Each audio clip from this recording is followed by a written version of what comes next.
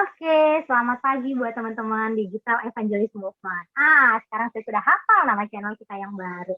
Gimana nih, kalian di rumah masih tetap dengan kesehatan yang maksimal kan? Nah, kalau sudah kesehatan maksimal, iman dan imunnya pasti aman. Nah, teman-teman nih, kali ini kemarin saya sudah jalan-jalan ke suatu daerah. Kali ini saya juga akan jalan-jalan ke suatu daerah. Daerah mana? Ini saya kira-kira pernah nggak ya? Ini kayaknya belum pernah ini ke daerah suatu di Kalimantan, tepatnya ke Samarinda. Nah, saya udah kasih bocoran buat teman-teman yang ada di rumah. Buat sahabat-sahabat kira-kira tahu siapa narasumber kita? Tunggu, sabar, sabar. Kita tunggu aja habis ini dengan iklan-iklan yang lewat. So, don't go anywhere.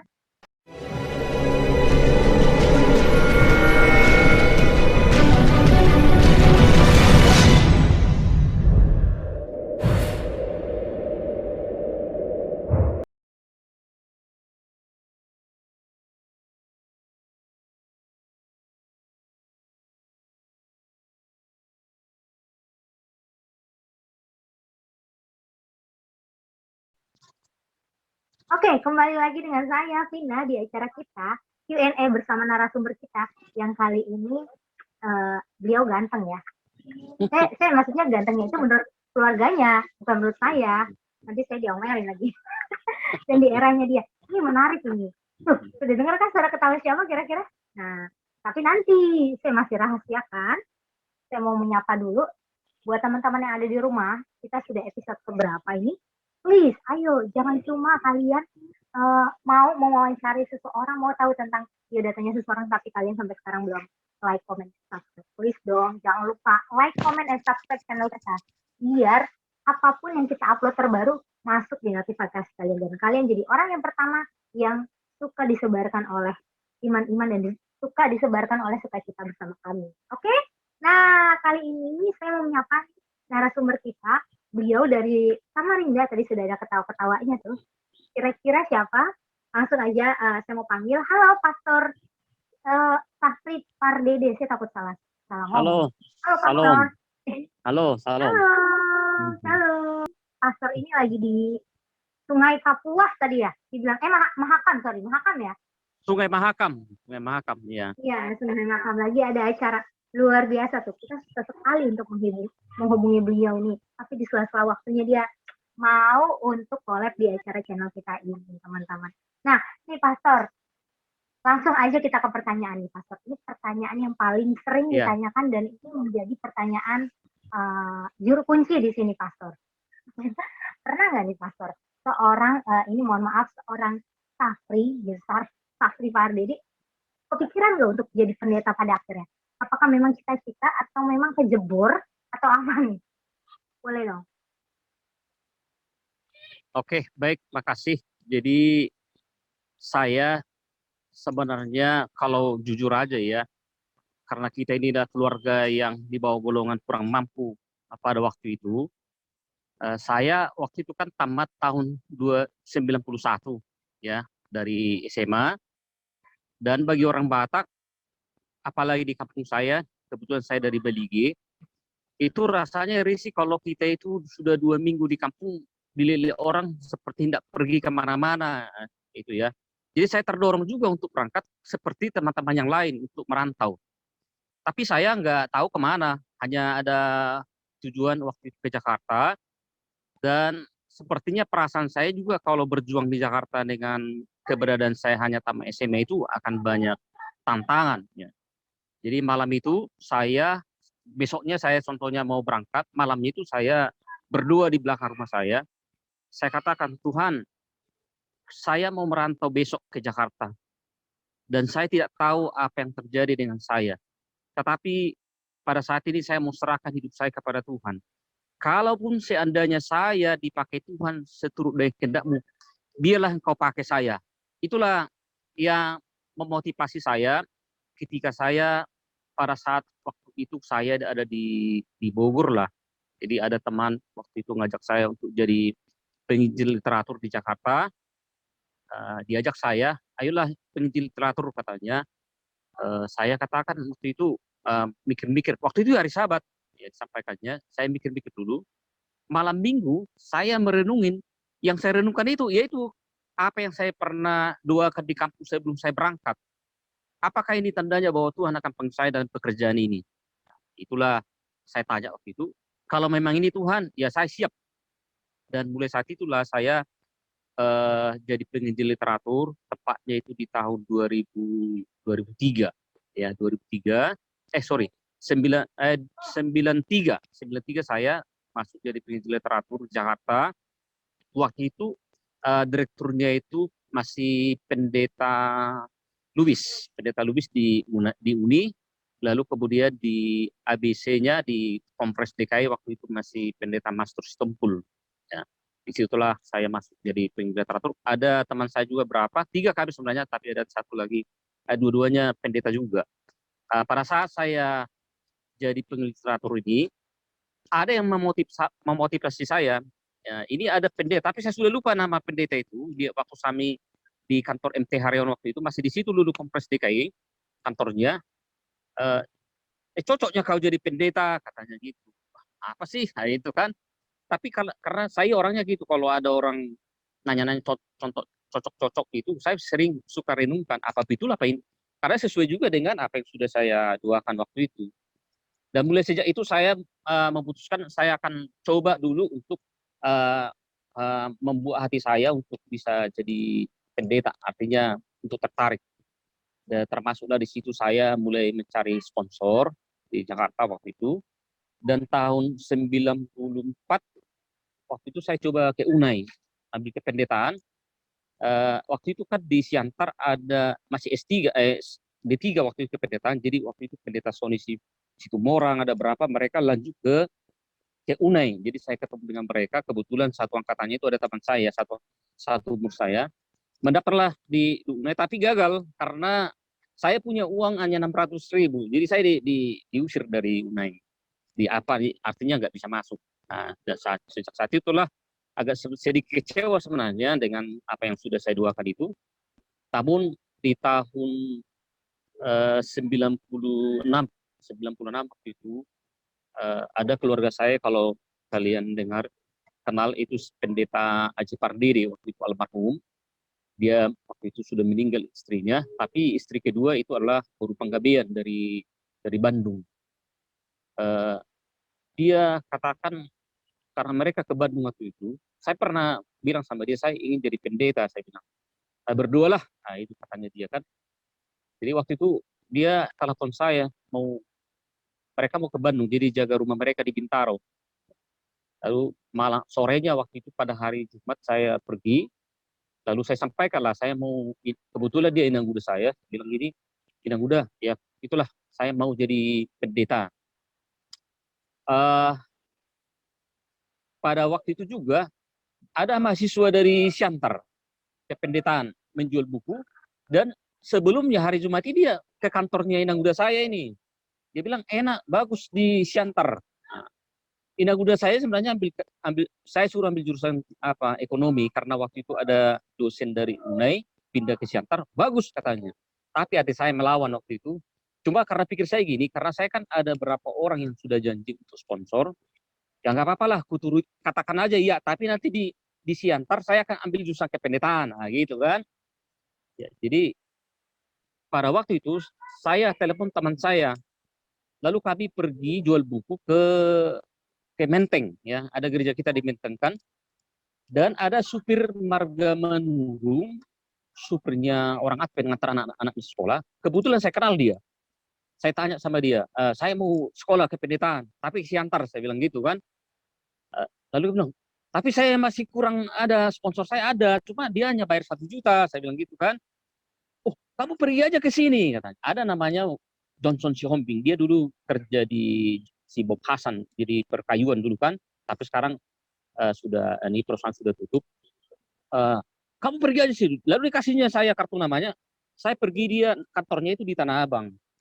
Pada saat saya ketemu sama dia itu hari Jumat, ya jam 12. Jadi kami tunggu lah itu sampai jam 6 sore. Pas tutup buka Sabat lah, saya bisa ketemu dengan dia. Dia bilang, oh maaf ya memang saya Advent, cuma ya namanya kerja di perusahaan ini ya sampai malam juga bisa, ya Sabat melanggar. Lalu waktu itu saya sampaikan sama dia, saya ingin kuliah Jadi sebenarnya keluarga saya menganjurkan saya ekonomi, tapi saya senang jadi kependetaan. Jadi Bapak Johnson ini bilang, kenapa enggak, kalau sudah kependetaan kenapa enggak didukung? Ya itulah maksudnya dia, supaya saya nanti bisa membantu adik-adik saya kuliah, membantu keluarga. Jadi dia kasihlah sama saya waktu itu 250.000 ya sekali sebagai bantuannya untuk ambil kuliah ekonomi di Siantar waktu itu. Setelah dikasih saya bilang, nah, ini sudah waktunya buka sahabat, marilah kita dulu berdua kita buka sahabat, saya bilang di kantornya ini. Jadi saya baca satu ayat, lalu saya berdoa. Pada saat saya selesai berdoa, dia bilang, kamu serius jadi pendeta? Ya iya, saya serius, saya bilang. Oke, kalau begitu kamu pulang ke Siantar, nanti kalau kamu sampai di situ, minta itu berapa biaya masuk, pendaftaran, semua nanti kirim saya. Jadi dikasih saya dia nomor HP. Waktu itu HP masih jadul, masih mahal lah gitu kan, belum ini tahun 97 waktu itu. Ya puji Tuhan saya berangkat naik PMH sampai di Siantar, saya langsung masuk ke administrasi. Waktu itu saya bilang sama administrasinya, tolong, karena saya kan ada jadi 2 sponsor ini, tolong nanti kalau ada yang, karena pendeta Aceh Parde kan ada linknya ke sekolah kita di perguruan tinggi Advent Surya Nusantara, tolong kalau ada yang bertelepon atas nama saya, bilang saya jurusan ekonomi. Ya. Maksud saya supaya dia bantu saya, jadi ada 2 sponsor gitu kan, jadi lumayan itu kan. Rupanya dia enggak dia telepon malam itu, apakah si Sapri Parde itu sudah mendaftar? Datang yang ini, yang bagian administrasi keuangan ini, oh yang ambil jurusan ekonomi kah? Kependetaan kah, katanya. Loh kenapa jadi jurusan kependetaan? Dia aku suruh ekonomi. Nah, besoknya ini bagian administrasi keuangan ini kasih tahu sama saya, ada telepon tadi malam, tapi saya bilang, abang jurusan ekonomi. Langsung saya bilang, aduh kenapa sih kamu ini? Kan sudah saya bilang kemarin, bahwa aku ini sudah aku bilang jurusan ekonomi, kenapa kau bilang jadi jurusan kependetaan? Sekarang udah hilang ini satu apa namanya sponsor, saya bilang sama dia, nangis ini yang bagian accountingnya Siantar kan, tapi ya sudahlah, saya pikir waktu itu ya sudah, kalau dia tidak mau, yang tentu sudah ada satu sponsor, karena yang satu ini Pak Johnson ini saya dibayar 100%. Nah, itu kan, cuma yang Inaguda saya cuma bayar, contohnya waktu itu 2,5 juta satu semester, dia hanya bayar 1 juta, tapi kan lumayan 1 juta uang jajan gitu ya. Dan puji Tuhan, pada saat saya semester pertama dapat SIP 2,94 waktu itu. Lalu ketemu dengan pendeta Aceh Parde di Siantar karena mereka lagi ada seminar. Dia waktu itu di direktur sekolah sahabat di Uni. Saya sudah tunjukkan, lalu pas olahraga saya ketemu sama dia. Inaguda mau bilang, karena melihat nilaimu yang bagus, teruskanlah jurusan kependetaanmu, katanya. Jadi inilah salah satu yang mendorong saya, artinya Tuhan kasih jalan sama saya dengan 2 saya yang awal itu saya nggak tahu kemana, dan sampai sekarang ini juga pekerjaan saya selalu saya bilang, Tuhan terserah kau lah mau kemana, mau ada baptisan atau tidak ada baptisan, urusan mulai situ, karena saya sudah serahkan diri pada itu sampai di situ kira-kira. Luar biasa ya pastornya. Oh iya, luar biasa ya, jadi emang banyak perjuangan untuk itu, tapi untuknya pastor menerima. Luar biasa teman-teman. Nah sebenarnya saya mau nanya, tapi ini kayaknya bakalan ada jawabannya lebih menarik lagi. Ini kan pastor kan setelah kita dengar nih cerita hidupnya, nah pastor itu lahir dari orang Sumatera, terus juga kehidupannya sempat di Jakarta juga. Nah kenapa bisa nyasar nih di daerah Kalimantan nih pastor? Memang mau di Kalimantan atau gimana nih pastor? Oke, jadi saya kan tamat tahun 2001 ya. Penempatan tahun 2002 Januari. Ya, kenapa waktu itu saya tidak ada sempat 6 bulan ini? Karena saya di waktu check up di rumah sakit Medan, saya ada gangguan paru-paru. Ya, ada gangguan paru-paru waktu itu. Ya namanya juga si asrama ini kan kurang kurjit namanya, kurang gizi kan, karena itu mempengaruhi saya. Karena kebetulan juga seperti saya ini kan karena sudah lama nggak sekolah, harus berjuang. Jadi berjuang juga mengikuti pelajaran. Ibaratkan saya waktu itu seperti parang yang memotong tomat pun nggak bisa karena sudah buntu ini otak kan. Tapi puji Tuhan memang saya tepat pada waktunya tamat dan tidak ada yang fail, tidak ada summer. Dan zaman kami waktu itu adalah masih dipanggil. Jadi tamat langsung dipanggil gitu kan. Tapi waktu karena saya masih jeda 6 bulan ini, tadinya saya ke Sumatera Utara.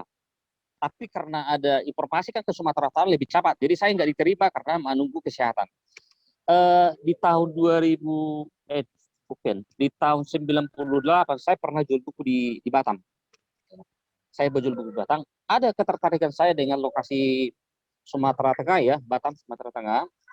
Dan berkaitan juga waktu itu kami peaceful itu di Banjarmasin. Jadi antara Batam dengan Sumatera Tengah dengan Banjarmasin ini, Kalimantan Timur, seperti tantangan gitu lah. Tantangan bagi saya lebih senang. Kalau saya tanya teman-teman saya, mereka lebih senang di Jawa atau di Sumatera Utara karena dekat dengan keluarga. Karena saya juga tipenya merantau ya. Jadi saya dan waktu itu Sumatera Tengah saya bilang kalau bisa saya di sini jadi pendeta. Tapi karena informasi kepada mereka saya lagi jeda 6 bulan ini, saya pernah mengajar sekolah sahabat di Banjarmasin, tapi apanya ya murid-murid saya lah katakan gitu lah ya, yang saya ajar itu orang daerah, ketua daerah, sekretaris bendahara sama stafnya. Jadi disitulah waktu itu pendeta El Limbong waktu itu jadi ketua daerah di sini menulis nama saya untuk memohon saya ke Kalimantan, dan itu tepat sesuai dengan keinginan saya sebenarnya. Jadi Sumatera Tengah dan juga Kalimantan Timur. Nah, itulah alasannya saya kenapa saya jadi Kalimantan. Wah, Jadi makin menarik sih ya. Ini sebenarnya saya iya. makin menarik. Nah, ini pertanyaan lanjutan kita langsung bertanya aja lah. Atau pastor mau minum dulu nih, pastor? Oh, lagi jauh nggak butuh dipanggil Lanjut lagi. ya. Nah, nggak apa-apa. Ya, 1 jam aja nggak masalah. Oh, siap, siap, siap. Oke, kita lanjutin. Ini menarik nih, pastor. Di daerah Kalimantan sendiri itu penginjilan itu seperti apa ya? Maksudnya sudah sejauh mana? Kalau di Jakarta ini kan di ibu kota kan mungkin dia ada yang belak-belakan, ada yang sudah lebih jauh ke depan. Nah, kalau dari segi Kalimantan sendiri, sejauh mana mereka mengenal? Lebih banyak komunitasnya seperti apa sih? Oke, baik. Saya cerita dulu dari saya sendiri ya, menjadi gembala jemaat Ya, di boleh secara singkat, di pastor. Kalimantan Timur ini ya. Saya kebetulan ditempatkan di satu daerah yang terpencil di pedalaman. Ya, saya di pedalaman. Uh, Memang intern saya di Danau Jempang, Samarinda, ada sekolah di situ. Cuma saya hanya 8 bulan aja sebenarnya. Lah, ditempatkan saya di ICI Kenanga. Ini perusahaan perkayuan punyanya si Prabowo ya dulu ya. Dan di situ saya anggota jemaatnya hanya orang-orang kita sama orang-orang Manado. Dia masih enak waktu itu.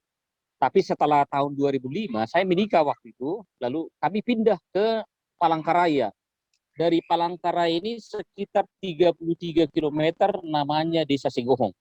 Ya, disinilah kami paling rawan. Ya, paling rawannya begini, orang-orang Kalimantan ini, khususnya orang Dayak ini kan, itu namanya agama itu mungkin nomor 20 dari semuanya. Nomor 20. Agama itu enggak terlalu mereka apa namanya itu. Ya syukurlah kalau ada orang Dayak menjadi orang Advent, itu sudah luar biasa sekali. Ya, menurut saya ya, mungkin sudah masuk surga lah itu, walaupun kita lihat rohani mereka ini, karena mereka agama itu mungkin nomor 20 dari kehidupan mereka, termasuk juga di gereja saya melamar itu namanya Desa Segong ini. Mereka itu datang ke gereja ya, saya selalu 2,5 tahun saya melayani di situ. Ke gereja itu agak susah, saya harus jemput mereka, jarak jauh rumah mereka dari gereja itu sekitar 5 kilo, jadi saya jemput naik sepeda motor pulang pergi, jadi dari 10 kilo. Kalau 2 kali berarti jadi 20 kilo, kali 2 40 kilo. Jadi saya itu setiap hari Sabat terlambat. Yang menyakitkan itu adalah saya sudah jemput 5 kilometer, tapi dia bilang, Pak Pendeta, kayak saya tidak bisa ke gereja hari ini, boleh nggak kalau kita nanti sore jam 3 ke sini, Pendeta, di sini kita beribadah. Karena memang saya bilang kalau memang ada sakit, saya siap melayani di sini, saya bilang. Tapi ini nggak sakit, tapi saya ini. Nah, itu. Jadi kalau contohnya mereka gini, ada panen mau menanam apa ini, menanam padi, bisa sampai 6 bulan nggak ke gereja. Wow. Itu nggak ke gereja itu, hanya memikirkan panennya. Ini salah satu, dan bukan sampai sekarang ya, sampai sekarang. Jadi di kalangan gereja kita itu sangat susah untuk menginjil kepada orang Dayak ini. Lalu ada juga sebenarnya salah satu trik yang bagus untuk menginjil sama mereka. Kalau ini namanya pendekatan ya. Jadi kalau bapak sama mamanya sudah dirangkul baik-baik, didekatin, biasanya satu keluarga masuk. Ya, lambat-laun masuk gitu ya. Nanti kalau sakit hati satu, ya nanti bubar lagi semuanya. Nah, tinggalkan gereja gitu. Dan inilah waktu kami di Sigong ini ada seorang ibu, ya kami rangkul lah dia. Cuma itu sayangnya, ketika kami sudah merangkul mau anak-anaknya yang mau datang ke gereja, kami dipindahkan lah gitu. Jadi kami nggak dapat akhirnya gitu. Jadi kami cuma capeknya doang. Nah, itu. Ah, Ini itu. luar biasa jadinya pastor. Pastor sih jadi dari pertanyaan-pertanyaan apa pernyataan-pernyataan pastor sih jadi lebih menarik nih. Kalau untuk di sana sendiri, sekarang itu apakah gerejanya masih dari rumah atau memang sudah buka gereja secara utuh gitu maksudnya? Sekarang ya yang kita ini, sekarang saya melayani di Samarinda di Sade Palaran. Kebetulan kami belum punya gereja, cuma kami sudah punya tanah dan sudah mendapat izin dari FKUB kemarin. Selama pandemi ini kami di Zoom, tapi sudah 3 sahabat ini kami sudah masuk gereja semua jemaat. Jadi Secara tidak ada utuh lagi itu itu, 100% sudah pastor. utuh. Kecuali Rabu Oh, malam sama Vesper. kenapa itu bisa nggak ada tempat ibadah? Jadi selama ini sebelum pandemi itu ibadahnya bagaimana ya Pak? Sebelum pandemi ini kami beribadah di Segara, ada salah satu perusahaan perkayuan di sini. Jadi ada Oh, jadi gereja Okumene namanya. oh, I see. Jadi untuk Mm-mm. tempatnya sendiri masih bersama-sama yang lain ya? Enggak, jadi gereja ini enggak dipakai oleh mereka lagi karena mereka sudah punya gereja sendiri-sendiri. Hanya kami aja yang Oh, pakai. Nah, gitu. luar Dan biasa ya. dan gratis, tidak dibayar. Ya Luar biasa berarti. didoakanlah supaya gereja kami ini bisa terrealisasi tahun 2022. Amin. Biar punya Iya, tempat ibadah sendiri lebih enak. Nah, iya. berarti Pastor tadi semakin menarik sekali. Kalau untuk penginjilannya saya sudah dengar nih. Apalagi kalau yang pada masa masih pandemi nih Pastor. Kita juga masih pandemi. Maksudnya masih dari rumah. Untuk penginjilan sendiri berarti makin banyak orang ya. Untuk sekedar ikut Zoom aja itu pasti banyak. Adalah yang nggak mengerti, adalah selain ke tempat lain. Itu gimana nih Pastor menangani untuk mereka-mereka yang merasa ya kalau secara offline aja agak susah, apalagi online gitu. Itulah kemarin jadi salah satu tantangan kami karena sebagian gereja kami ini kan ada yang tidak mau jadi di Zoom ya, online ya. Mereka maunya tetap buka. Sedangkan gereja waktu itu sedang tidak diizinkan ya. Lalu saya sebagai seorang pendeta punya tanggung jawab. Jadi waktu itu saya buat sama mereka, bagi kita saudara-saudara yang tidak bisa online atau Zoom, kita ketemu di rumah si A, itu ada anggota kita yang ada salonnya dia agak luas. Kami disitulah kami beribadah. Jadi kalau ada jadwal contohnya saya berkhotbah di gereja, ya dari situ semua saya lakukan. Jadi bisa kadang-kadang setelah ada izin dari gereja ya 2 kali. Jadi sekarang di tatap muka saya berkhotbah siap itu langsung online itu. Jadi 2 kali berkhotbah 1 hari ya itu. Kayak gitu semua. Baik ya nggak apa-apa lah, saya pikir dia namanya juga pendeta pekerjaannya biar aja capek gitu. Nah, jadi itu saya bilang. Lalu yang lainnya kita masih telepon dulu ya. Contohnya melawat ini ya. Boleh nggak ke rumah melawat? Oh boleh. Nah, kalau dia bilang boleh, saya akan ke rumahnya. Tapi kalau dibilang nggak usah lupa pendeta, ya saya nggak saya hanya doa di rumah saja, kita doakan. Gitu. Nah, seperti itu ya. Terus saya agak-agak siklus juga ya di sana. Luar biasa tantangannya termasuk besar juga. Apalagi padahal mau menjadi Pastor bilang isi tadi itu bukannya itu mau menjadi salah satu ibu kota nantinya ya di sana. Iya. Iya kan? Menjadi salah satu ibu kota. Nah, teman-teman, jadi kita sudah dengar nih beberapa. Nanti kita akan tanya-tanya lagi, masih banyak banget pertanyaan yang harus dijawab sama Pastor Safri ini. Tapi teman-teman jangan kemana-mana. Tunggu dulu, kita kasih narasumber kita. Jeda untuk mereka, untuk dia minumnya. So don't go anywhere. Please channel kita di like, subscribe ya. Oke, don't go anywhere.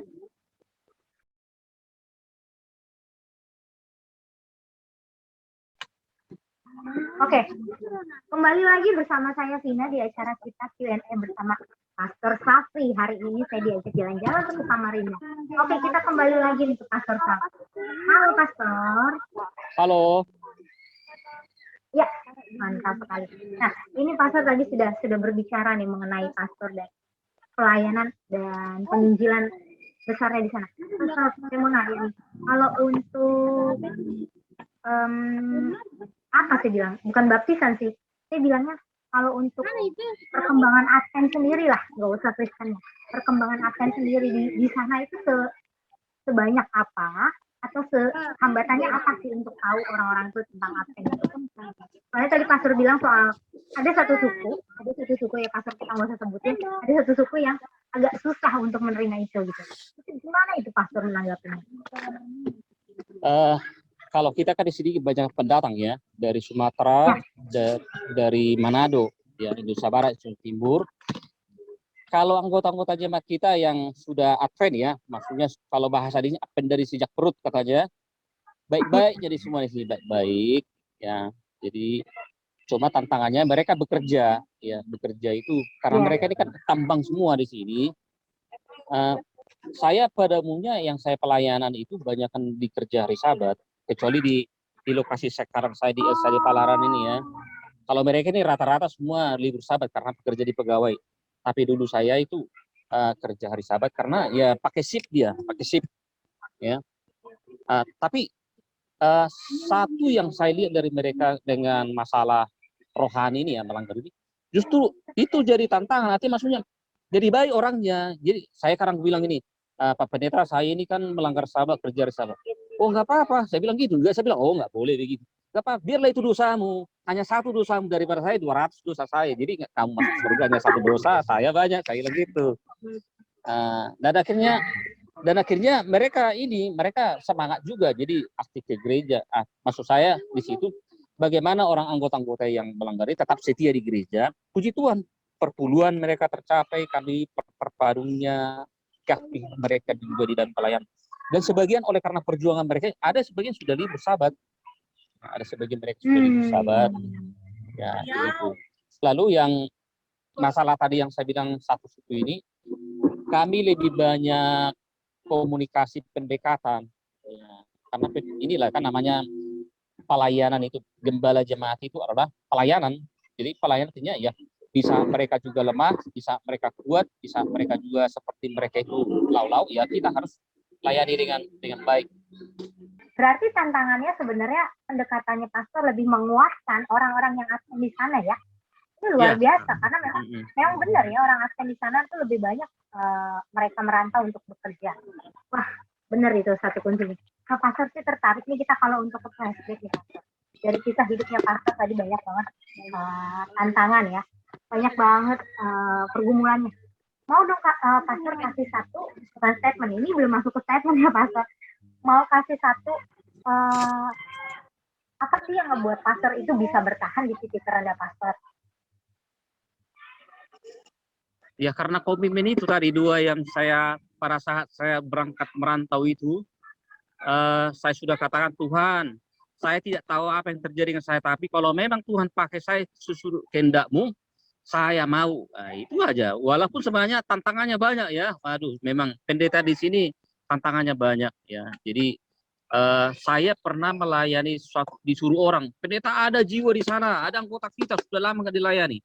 Saya pergi situ, jalannya itu nggak ada batu pun nggak ada, tanah merah semua, hujan lagi. Hampir saya menangis. Tahu-tahu nyampe di situ nggak ada orangnya. Nah itu seperti itu. Tapi inilah karena saya memang sudah menjadi komitmen begitu yang saya sudah sampaikan sama Tuhan. Ya puji Tuhan ya, saya bertahan sampai sekarang ini. Ya mudah-mudahan masih di sini terus ya. Nah itu. Ini berarti pastor banyak banget ya tuh teman-teman, sahabat-sahabat yang ada di luar sana, dengerin. Kalau percaya komitmen kita hanya sekedar komitmen, tapi kita taruh komitmen kita kepada Tuhan, jadilah kehendak Tuhan bukan kehendak manusia. Wah luar biasa. Ini pastor sebenarnya banyak banget yang mau saya tanyain, tapi karena waktu kita juga terbatas, saya mau dong pastor kasih satu statement. Oke.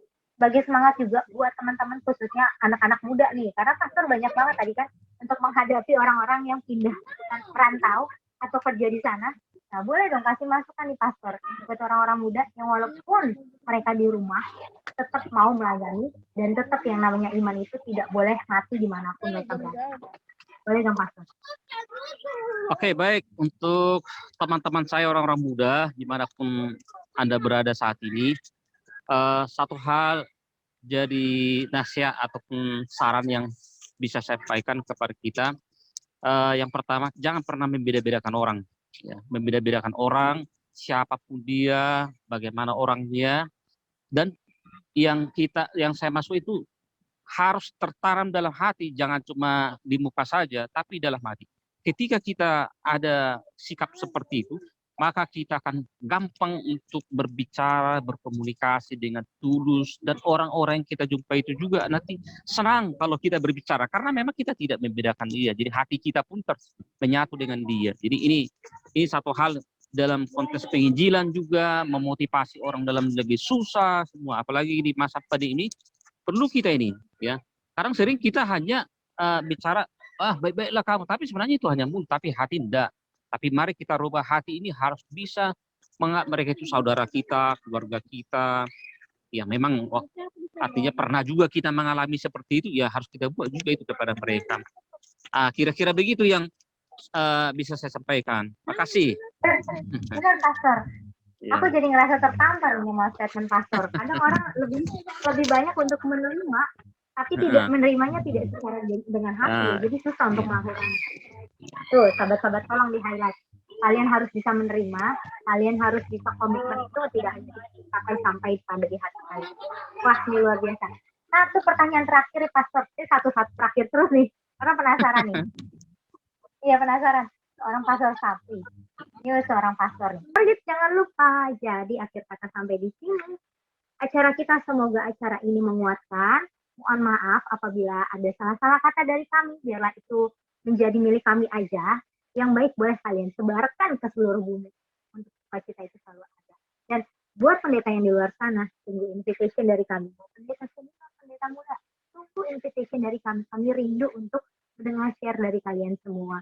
Akhir kata, sebarkan kasih, bagikan iman, dan tetap setia sampai Tuhan Yesus. Terima kasih.